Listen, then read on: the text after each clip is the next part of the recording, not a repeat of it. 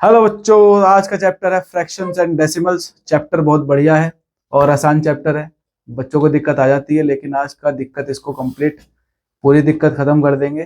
तो स्टार्ट करेंगे फ्रैक्शंस और डेसिमल्स को, समझेंगे फ्रैक्शंस क्या होती है और डेसिमल्स इसमें क्या है, मल्टीप्लिकेशन और फ्रैक्शंस को कैसे प्लस करना है, स्टैंडर्ड फॉर्म ऑफ फ्रैक्शन क्या होती है, आगे सारी चीजों को समझा जाएगा। स्टार्ट करते हैं फ्रैक्शन से। तो फ्रैक्शंस क्या होती है भाई? फ्रैक्शन भाई फ्रैक्शन से समझ लो किसी चीज का कोई हिस्सा।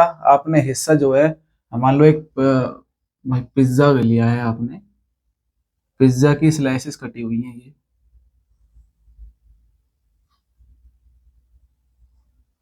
और ये पिज्जा की स्लाइसेस जो है, आप में से आपने इस स्लाइस को, एक स्लाइस को पकड़ के खा लिया। अब स्लाइस गिनो पे, टोटल कितनी थी? 1 2 3 4 5 6 7 8। टोटल 8 स्लाइसेस है और उनमें से एक आपने खा लिया। तो ये है आपकी फ्रैक्शनल फॉर्म पिज्जा स्लाइस की, जो आपने खाई है। यही फ्रैक्शन होती है, मतलब जितना आपके पास पार्ट है और जितना आपने यूज किया है, जितना आपके पास टोटल पार्ट है और जितना आपने यूज कर लिया, या फिर जितना आपको यूज करना है, वो चीज, उसी चीज को हम जब कंपैरिजन उस फॉर्म में लिखते हैं तो इसी को हम फ्रैक्शन बोल देते हैं। और नीचे हमेशा हमारे पास टोटल पार्ट आएगा, टोटल क्वांटिटी आएगी।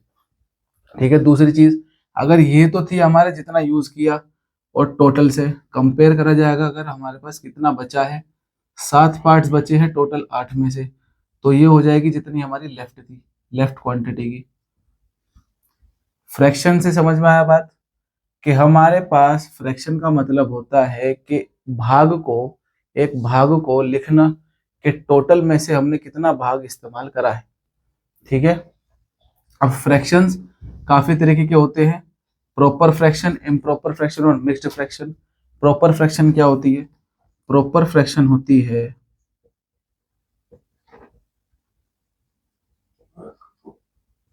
प्रॉपर फ्रैक्शन होती है जिसका denominator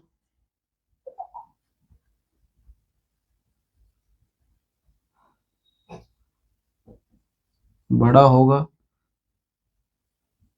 then numerator.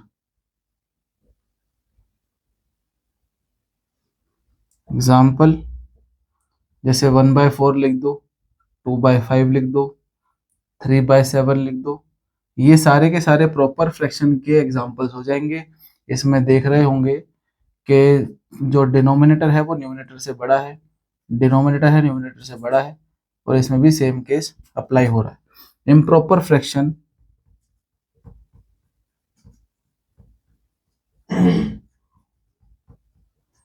Improper fraction जिसमें numerator is greater than denominator.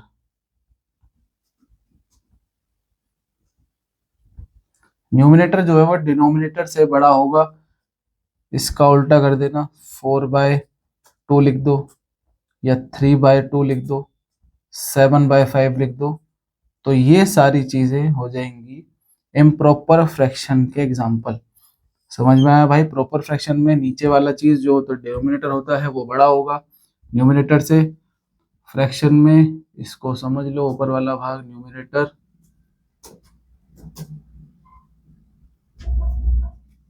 और ये वाला पार्ट डिनोमिनेटर। ठीक है। न्यूमिनेटर इसमें प्रॉपर फ्रैक्शन में बड़ा होगा डिनोमिनेटर से। यहाँ तक बात क्लियर है। तीसरी फ्रैक्शन आती है प्रॉपर फ्रैक्शन, तीसरी आती है मिक्स्ड फ्रैक्शन वाली चीज। Mixed fraction,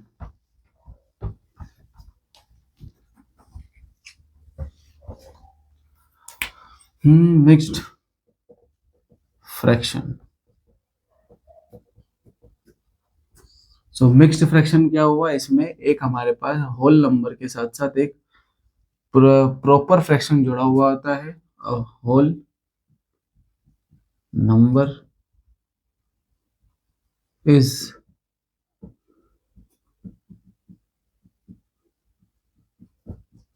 to a fraction, attach होता है फ्रैक्शन से। जैसे कि 3 1/4 लिख दिया।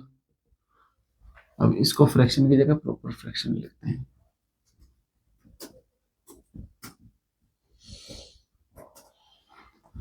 थ्री जैसे कि एग्जाम्पल है 3 1/4, 2 1/3, 2 3/6।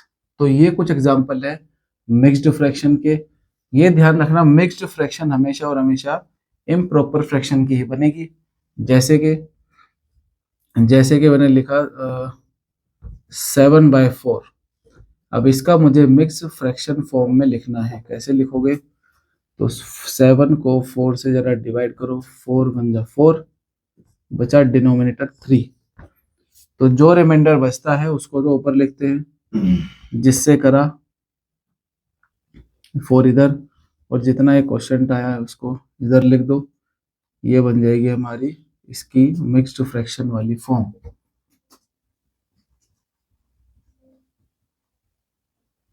ये बन गई मिक्स्ड फ्रैक्शन वाली फॉर्म। फिर से दूसरा एग्जांपल 9/4 को लिखते हैं जरा इसके मिक्स फ्रैक्शन फॉर्म में। तो 9 लिखा, इधर 4 लिख दिया, 4 2 जा 8, 4 2 जा 8, बचा इधर 1 रिमाइंडर। जो रिमाइंडर बचा है उसको हम यहाँ लिखते हैं डिनोमिनेटर एज इट इज, और जो एक क्वेश्चन आया है इसको मैं यहाँ सामने लिख दूंगा बीच में। ये हो गई मिक्स फ्रैक्शन इसकी। अब इसका मतलब क्या है? इसका मतलब है क्या? इसका मतलब समझते हैं। इसका मतलब है कि इस पूरे के पूरे फ्रैक्शन में दो पार्ट पूरे पूरे हैं और एक पार्ट है 1/4 है। जैसे कि दो सर्कल बनाए मैंने, 1/4 मतलब पूरा। तो दो फ्रैक्शंस मेरे पास ऐसी हैं जिसमें ये फुल पार्ट मेरे पास इसके अवेलेबल हैं, और एक पार्ट ऐसा है जो कि सिर्फ और सिर्फ 1/4 वाला पार्ट है। तो ये हो गया 1 1 प्लस 1 प्लस 1/4, ये वाली चीज।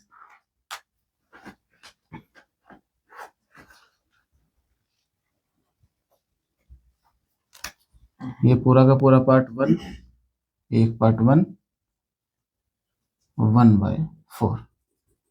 ये हो गया प्रॉपर फ्रैक्शन का, इसका मिक्स्ड फ्रैक्शन का पिक्टोरियल रिप्रेजेंटेशन। पिक्टोरियल रिप्रेजेंटेशन भी पूछने को आ जाता है। अगर पूछा जाए किसी फ्रैक्शन का 3/4 का पिक्टोरियल रिप्रेजेंटेशन बनाओ,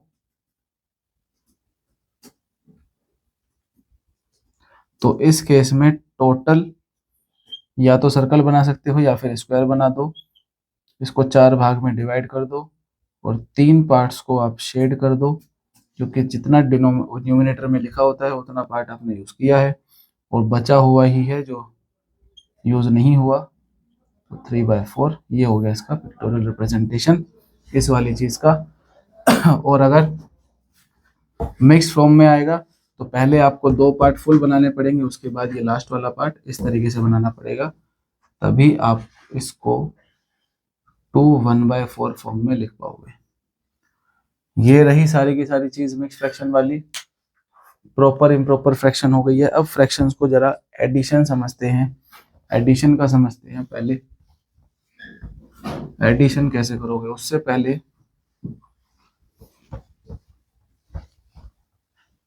जानते हैं इक्विवेलेंट फ्रैक्शन।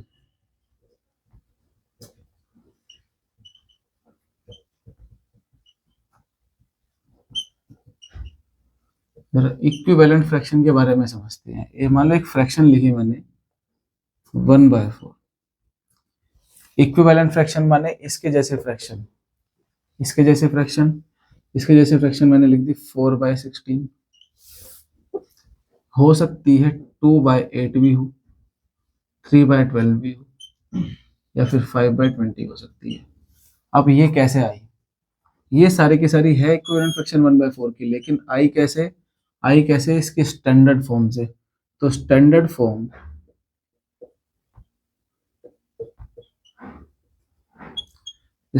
फॉर्म होती फ्रैक्शन की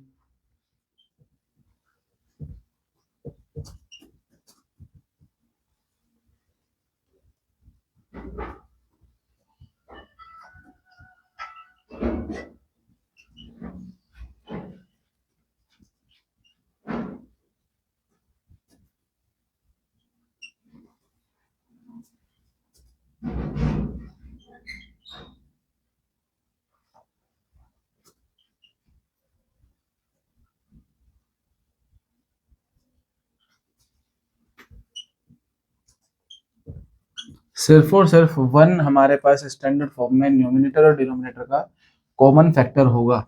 अब कॉमन फैक्टर वन ही होगा, जैसे कि मैंने लिखा 3/5, माइनस में भी हो सकता है कि -3/5 लिख दिया, फिर मैं -2/7 लिख सकता हूँ।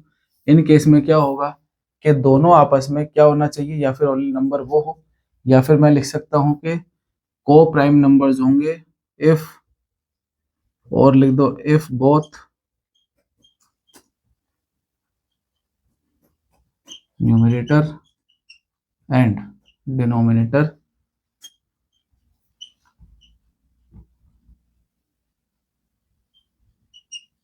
Are coprime. जब दोनों नंबर को प्राइम हो तो क्या बोलोगे भाई, ये क्या है, एक स्टैंडर्ड फॉर्म है फ्रैक्शन की। इसको आप ऐसे लिख लो 11/13। अब यहाँ पर सिर्फ और सिर्फ प्राइम नंबर्स में लिख रहा हूँ, 9/16 भी लिख सकते हो, ये तो प्राइम नंबर नहीं है, लेकिन इन दोनों का कॉमन फैक्टर 1 ही होगा, तो इसलिए ये क्या होगी, एक स्टैंडर्ड फॉर्म हो जाएगी फ्रैक्शन की। 9/16 में कोई भी कॉमन फैक्टर नहीं आएगा, क्योंकि 9 3 का स्क्वायर होता है और 16 4 का स्क्वायर होता है, तो दोनों में से कोई भी कॉमन फैक्टर नहीं है अदर देन 1। इसीलिए इसीलिए इसको क्या बोला जाएगा, स्टैंडर्ड फॉर्म ऑफ फ्रैक्शन। ठीक है। अब स्टैंडर्ड फॉर्म ऑफ फ्रैक्शन से ही कंसेप्ट निकल के आता है ये वाला इक्विवेलेंट फ्रैक्शन वाला। कैसे, कि जब हम इनमें से किसी भी 2/8 मैंने लिखा, अगर मैं इसमें से इसके कॉमन फैक्टर बाहर निकाल लेता हूं, तो 2 को कॉमन फैक्टर आप लिखोगे फैक्टराइज फॉर्म में, तो 2 × 1 लिख सकते हो। 8 को क्या लिख सकते हो, 2 × 2 × 2। तो फैक्टर क्या था यहाँ पर, 2 से ये 2 कटेगा, 1/4 आ जाएगा आंसर। तो क्या 1/4 और ये बराबर है कि नहीं। ठीक है, चीजें समझा रहा हूँ, उसको समझो कि कॉमन फैक्टर निकल रहा है, लेकिन इक्विवेलेंट फॉर्म आपको बनाने को भी दी जाएगी, तो उस केस में क्या करना है, उस केस में क्या करना है वो भी बताया जाएगा। स्टैंडर्ड फॉर्म आई समझ में, जैसे कि अगर मैं लिखता हूँ एक 12/16, ये एक एग्जांपल है, जरा इसको स्टैंडर्ड फॉर्म में कन्वर्ट करना है। स्टैंडर्ड फॉर्म में कन्वर्ट करना है 12/16 को, तो पहले 12 के फैक्टर्स निकाल लो। 12 के फैक्टर्स निकालोगे तो ये हो जाएगा 4 × 3, 16 हो जाएगा 4 × 4। ठीक है, लिख दो 4 × 3 और 4 × 4। कॉमन फैक्टर 4 है, काट दो आपस में, तो बचा 3/4। 3/4 इसकी स्टैंडर्ड फॉर्म आ गई। अब क्या करना है, अब मैं बोलूँ जरा, एक फ्रैक्शन दी है मैंने 2/7, राइट इक्विवेलेंट फ्रैक्शंस।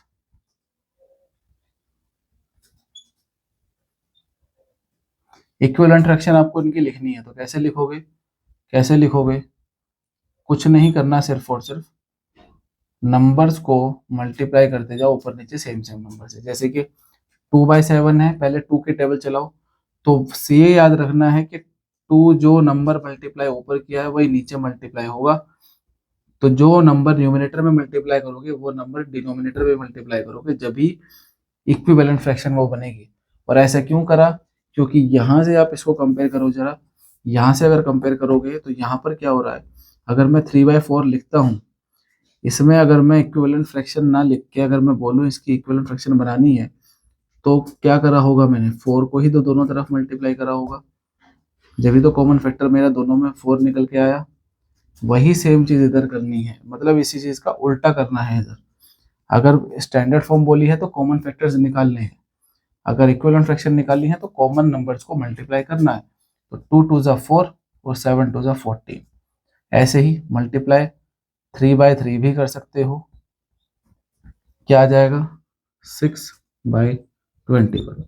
तो ये सभी आपके इक्विवेलेंट फ्रैक्शंस और स्टैंडर्ड फॉर्म का बेसिक बेसिक कंसेप्ट है। यहीं से क्वेश्चन आपको एनसीईआरटी में देखने को मिल रहे हैं, तो जो भी एक्सरसाइजेस है आप उसको कृपया करके ट्राई करें, और जो क्वेश्चन ना समझ में आए तो बताएं। अब आगे बढ़ते हैं जरा मल्टीप्लिकेशन ऑफ फ्रैक्शंस की।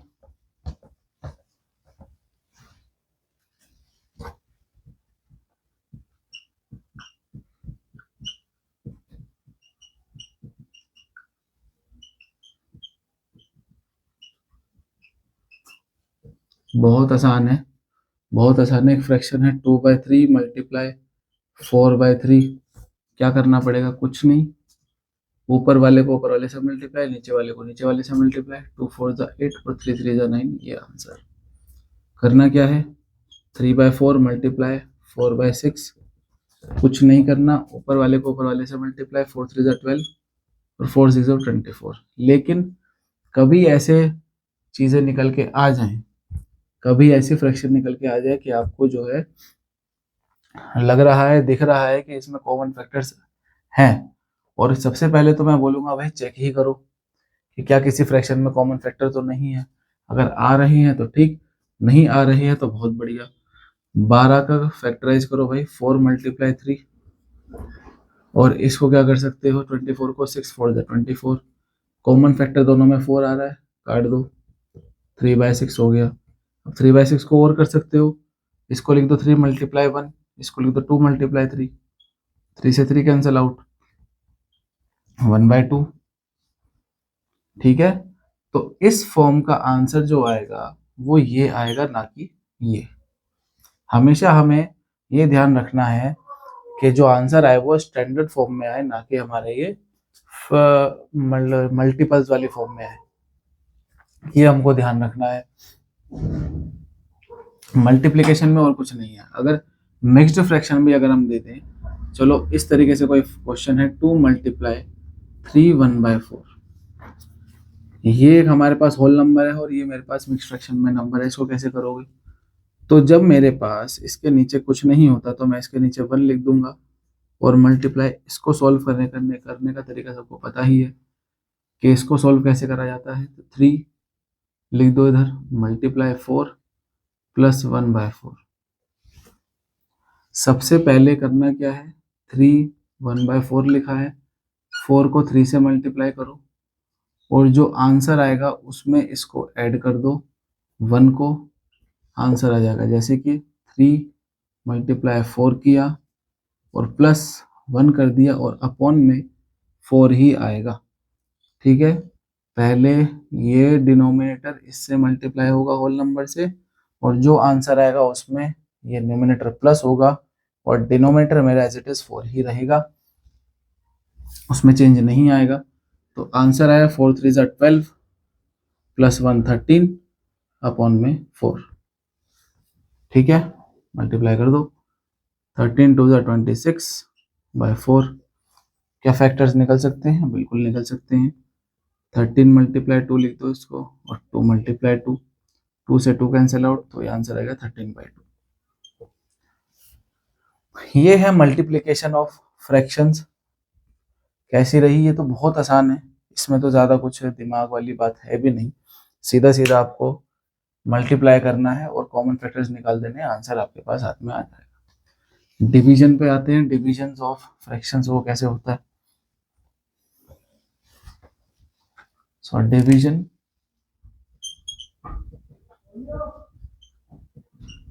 ऑफ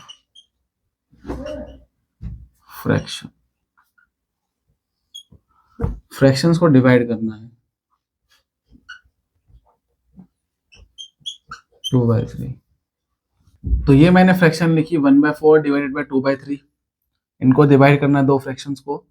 तो डिवीजन जो है वो इतना आसान है इसमें, इस साइन को देखो जरा, ये डिवाइड को, साइन को पलट दो, कर दो मल्टीप्लाई का। जब साइन पलटा तो इसके सीधे हाथ वाली संख्या, ये देखना, सीधे हाथ वाली, इस पे ध्यान रखना है। सीधे हाथ वाली फ्रैक्शन जो है वो चेंज होगी, उल्टे हाथ वाली फ्रैक्शन चेंज नहीं होगी। चाहे उल्टे हाथ पे कुछ भी लिखा हो वो चेंज नहीं होगा, सीधे हाथ वाले पे ध्यान रखना है। सीधे हाथ पे क्या है, 2/3, तो इसको उल्टा कर दो, इसको रेसिप्रोकल कर दो, आंसर आ गया क्या, 3/2। इसको पलट के 3/2 लिख दिया। साइन पलटा, साइन पलटने के साथ साथ उसके सीधे हाथ वाली, उसके पास वाली भी उल्टी हो गई, तो बस अब कर दो उसको, 3 1 जा 3 4 2 जा 8, आंसर 3/8। यही करना था इसमें। क्वेश्चन अभी फंस जाए ऐसा, 2 डिवाइडेड बाय 3/7, तो भैया अब कैसे करें?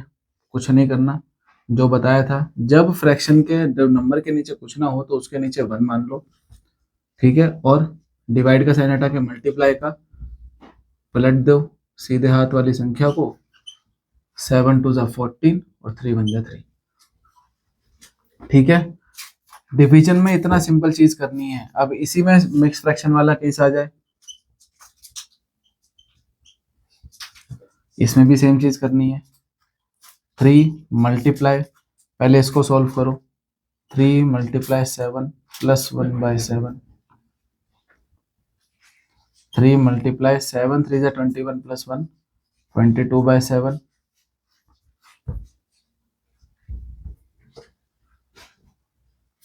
Wait a second, guys.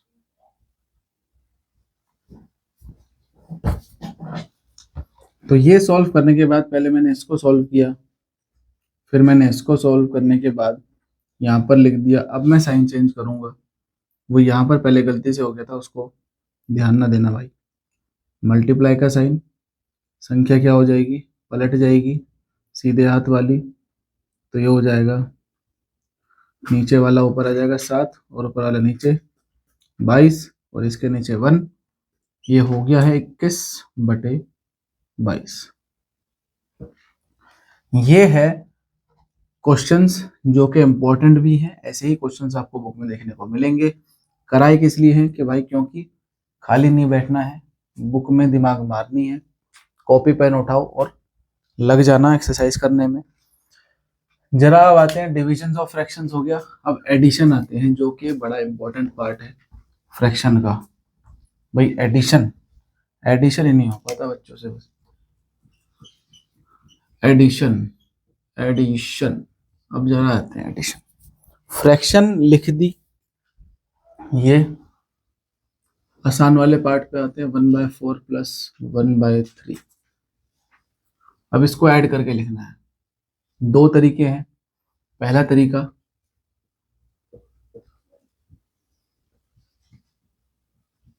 दो तरीके हैं। पहला तरीका कि इनको इक्विवेलेंट फ्रैक्शंस बना लो, इनके इनके, बशर्त कि इनके डिनोमिनेटर सेम होने चाहिए। जैसे कि 1/4 लिखा है प्लस 1/3 लिखा है, इनके डिनोमिनेटर पे ध्यान दो, इधर 4 है उधर 3 है, तो इन दोनों का कोई ऐसा कॉमन फैक्टर निकालो, कॉमन मल्टीपल निकालो जो दोनों के टेबल में आता हो। टेबल निकालने के लिए पहले एलसीएम लोगे, 2 2 जा 4, 3 2 1 3 3 1 और 1, 2 मल्टीप्लाई 2 मल्टीप्लाई 3, एलसीएम आ गया इसका 12। ठीक है, एलसीएम आ गया 12, तो 12 हमारा कॉमन मल्टीपल हो गया जिसको कि मैं इन दोनों में बनाऊंगा तो डिनोमिनेटर मेरा सेम आ जाएगा। सेम करो जरा, 1/4 को 12 बनाने के लिए 3 से मल्टीप्लाई करूंगा तो 3 ऊपर नीचे दोनों में मल्टीप्लाई, इधर 4 से मल्टीप्लाई करने का तो 4 ऊपर नीचे दोनों में मल्टीप्लाई, क्योंकि 3 4 जा होता है 12, तो ऊपर आ जाएगा 3 1 जा 3, 4 3 जा 12 और प्लस 4 1 जा 4 और 3 4 जा 12। किया कुछ नहीं है, सिर्फ डिनोमिनेटर मैंने सेम करने के लिए इन दोनों का एलसीएम लिया, इन दोनों का एलसीएम लिया 12 आया, और 4 को 12 मल्टी बनाने के लिए 3 से मल्टीप्लाई करना पड़ेगा तो इसलिए ऊपर नीचे 3 से मल्टीप्लाई किया है। 3 को 12 बनाने के लिए 4 से मल्टीप्लाई करना पड़ेगा तो इसलिए ऊपर नीचे 4 से मल्टीप्लाई किया है। अब जब डिनोमिनेटर सेम होते हैं, याद रखना फ्रैक्शन में डिनोमिनेटर सेम होते हैं तो इसमें कुछ नहीं करना, ऊपर वाली संख्या को आपस में प्लस कर दो, आंसर आ जाएगा 7/12। ये था पहला तरीका। दूसरा तरीका क्या है, इसी से रिलेटेड है, सिर्फ एक स्टेप हम इसमें खा जाएंगे, वो ये वाला कि एलसीएम तो लो पहले,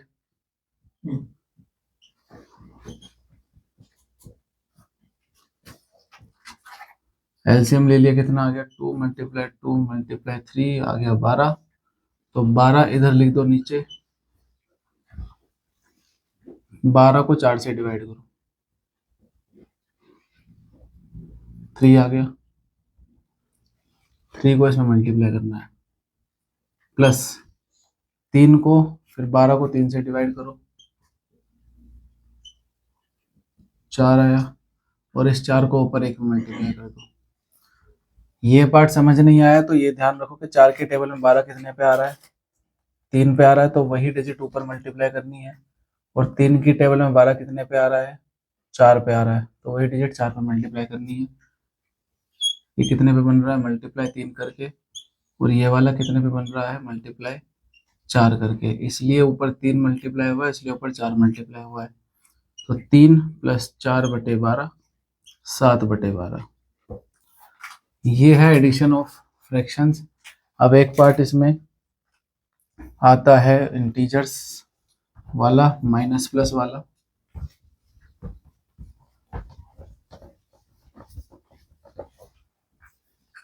जैसे फ्रैक्शन -3/7 प्लस -4/3। अब इसको कैसे करना है, इसको भी सेम वही तरीका अपनाएंगे। सबसे पहले ब्रैकेट खोलेंगे, ब्रैकेट खोलो, 3/7 आया, प्लस माइनस -4/3। ब्रैकेट के बाहर ब्रैकेट के बाहर जो है प्लस का साइन है, अंदर माइनस का है, प्लस माइनस माइनस -4/3। करना क्या है, इनका एलसीएम लो 7 और 3 का।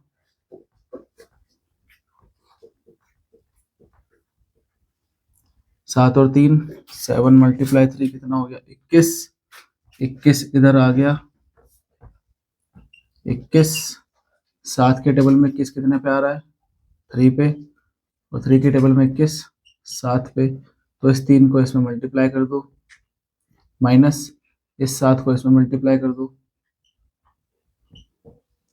-9 -28/21। 9 और 8 17, -37/21। ये क्वेश्चन इस तरीके से होंगे। मिक्स फ्रैक्शन वाला भी आएगा तो पहले मिक्स फ्रैक्शन को सॉल्व करना पड़ेगा, उसके बाद ये मेथड अप्लाई करके जब फ्रैक्शन सॉल्व होंगी एडिशन वाली। अब आते हैं डेसिमल वाले पार्ट पे। डेसिमल्स,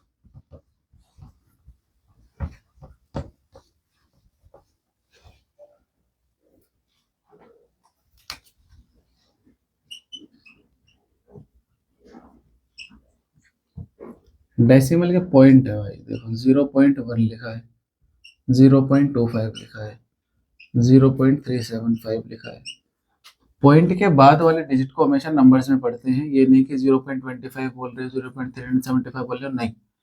पॉइंट के बाद वाले डिजिट को हमेशा हम सिंगल डिजिट में पढ़ेंगे, जैसे 0.375, 0.25 और 0.1।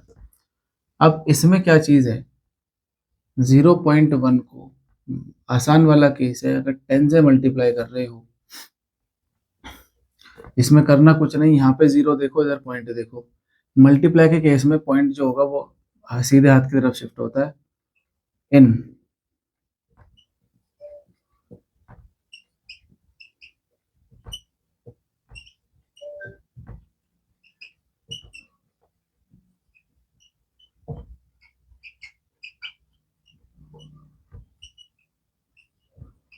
राइट साइड सीधे हाथ की तरफ शिफ्ट होगा। अब शिफ्ट होगा 10 से, जितना है 0 है उतना शिफ्ट हो जाएगा। एक 0 है, एक यहाँ पे पॉइंट देखो, इधर सीधे हाथ पे शिफ्ट हो जाएगा, तो ये हो जाएगा 1.0, और इसी को हम सिर्फ 1 लिख देते हैं। केस देखो 0.25 है, मल्टीप्लाई 1000 लिखा है, मल्टीप्लाई 1000 लिखा है, तो इसको कैसे लिखोगे, 3 0 है तो 2 डिजिट तो मेरे पास लिखी गई है, 25, तो 25 तो एज इट इज। अब 3 डिजिट बनाने के लिए एक 0 और ऐड कर दो, पॉइंट लगा दो, 0, आंसर आ गया 250। डिजिट ऐड करने के लिए 0 ऐड हो जाता है बस, और कुछ नहीं है। तो 0.75 अगर लिखा है, मल्टीप्लाई 10,000 से करना है, तो सेम चीज देखो, 4 डिजिट हैं, 2 डिजिट तो आगे बढ़ ही गए आप, 2 डिजिट आगे बढ़ चुके हो, एक्स्ट्रा कितना बचा, एक्स्ट्रा सिर्फ 2 बचा, तो 2 0 और ऐड कर दो, आंसर ये आ जाएगा 7500.0। तो 7500 आंसर। इस तरीके से मल्टीप्लीकेशन में जो 10 वाली होगी, 1000 वाली होगी, 100 वाली होगी, 0 वाली मल्टीप्लीकेशन कुछ इस तरीके से होगी, सिर्फ और सिर्फ 0 वाली।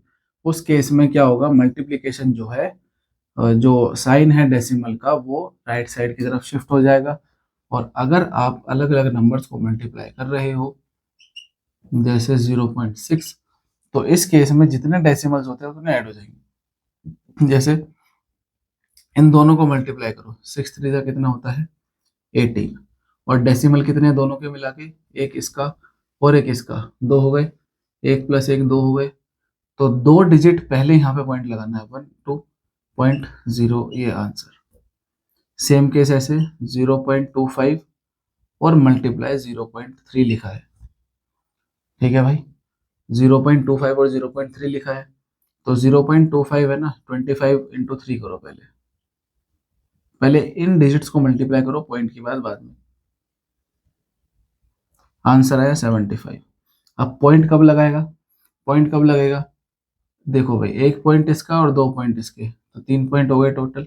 तो 3 डिजिट पीछे से गिनो, 1 2, सिर्फ 2 ही बची, सिर्फ 2 ही आई। और मुझे कितने डिजिट पहले पॉइंट लगाना है, 3 डिजिट। तो डिजिट ऐड करने के लिए 0 लगा दो और 0.075 इसका आंसर हो गया।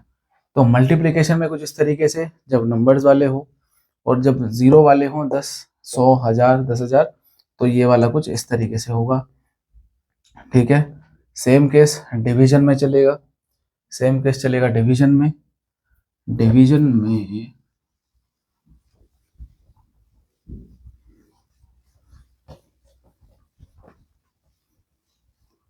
अब ये डिवीजन में जो है, देखो मल्टीप्लिकेशन में क्या हुआ था, डेसिमल राइट साइड पे गया था, डिवीजन में क्या जाएगा, लेफ्ट साइड में चला जाएगा।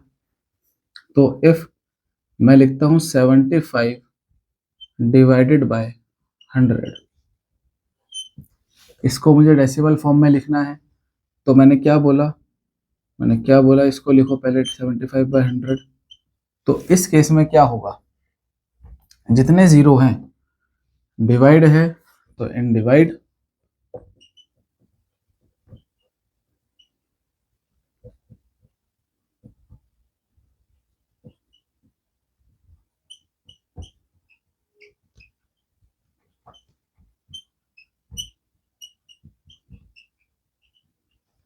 डेसिमल जो है लेफ्ट साइड की तरफ शिफ्ट हो जाएगा। कैसे, इधर देखो, 2 जीरो इधर है और 2 ही डिजिट मेरे पास इधर है। तो 2 जीरो हैं, इन 2 जीरो को 2 डिजिट पहले पॉइंट मुझे लगाना है, 5 लिखा है इधर 7, 2 डिजिट पहले पॉइंट लग गया, इधर आ गया आंसर 0.75। 135 अपॉन में 10, 135 अपॉन में 10 है, सिर्फ एक जीरो है, तो एक डिजिट पहले पॉइंट लगा दो, 13.5। 1025 अपॉन में 1000, 3 डिजिट है मेरे पास, 123 123 1.025।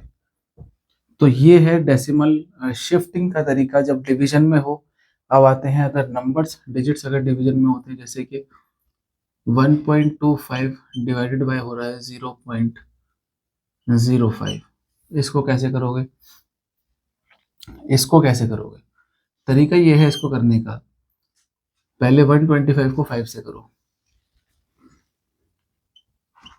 5 से डिवाइड करो,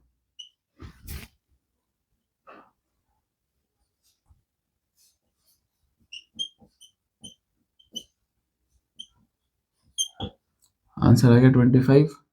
अब देखना है डेसिमल्स को जरा, 2 ही डिजिट पहले इधर है, 2 ही डिजिट पहले इधर है, तो इसमें शिफ्टिंग होगी ही नहीं, इसमें डेसिमल कहीं लगेगा ही नहीं, क्योंकि ये दोनों के दोनों डेसिमल आपस में कैंसिल आउट हो जाएंगे। कैंसिल आउट कैसे, जरा डिवाइड करो 0.05 से। अब एक चीज बता दे रहा हूं, जब कभी डेसिमल इसका हटाते हो, जब कभी डेसिमल हटाओगे इसका, तो नीचे 100 आता है, ऊपर वाली डिजिट होगी तो उसके नीचे 100 आएगा, और अगर ये डिनोमिनेटर वाली डिजिट है इसका हटाओगे तो इसको न्यूमिनेटर में मल्टीप्लाई हो जाएगा ये। तो जब ये 100 से ये 100 कटेगा, सिर्फ और सिर्फ बचा कितना, 125/5, आंसर आ जाएगा 25। तो ये आंसर आ गया यहाँ पर 25। दूसरा एक क्वेश्चन कर लेते हैं एग्जाम्पल में, और इस टॉपिक को खत्म करते हैं यहीं पे। एग्जाम्पल है जैसे कि 0.27 डिवाइडेड बाई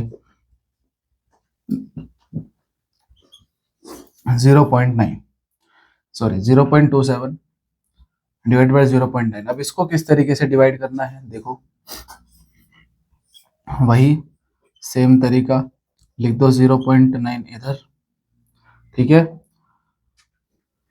पॉइंट हटाओगे, मल्टीप्लाई 100 नीचे हो जाएगा, इसका पॉइंट हटाओगे, इसका मल्टीप्लाई 10 इधर आ जाएगा, 10 क्यों हुआ, क्योंकि एक डिजिट पहले पॉइंट था। इधर 100 क्यों आया, क्योंकि 2 डिजिट पहले पॉइंट लगा हुआ है। 0 से 0 कटेगा, 9 1 जा 9, 9 3 जा 27, और इधर 3/10 बचा है। और 3/10 को भी ऊपर बताया, जो पॉइंट है वो शिफ्ट होगा और लेफ्ट हैंड साइड की तरफ, तो आंसर आ जाएगा 0.3 इस केस में। और दूसरा केस डायरेक्टली समझना हो, तो कैसे, कि जैसे कि 27 है, 27 को 9 से डिवाइड कर दो सीधा सीधा, 9 3 27, आंसर आ गया। अब 3 आया, पॉइंट कहाँ लगेगा, इधर देखो, 2 पॉइंट, ऊपर पॉइंट ज्यादा है, नीचे पॉइंट कम है। ऊपर ज्यादा है 1, इसको हटा देगा, 1 डिजिट पहले पॉइंट लगा दो।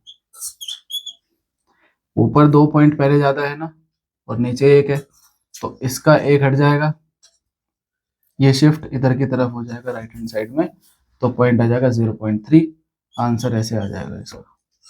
ये था फ्रैक्शंस और डेसिमल्स का पूरा चैप्टर, खत्म हो गया है। एक्सरसाइज लगाओ और पढ़ो भाई दबा के। एंड हो गया सेशन। तो इस वीडियो को लाइक कर दो, शेयर कर दो, सब्सक्राइब कर दो चैनल को। Bye bye.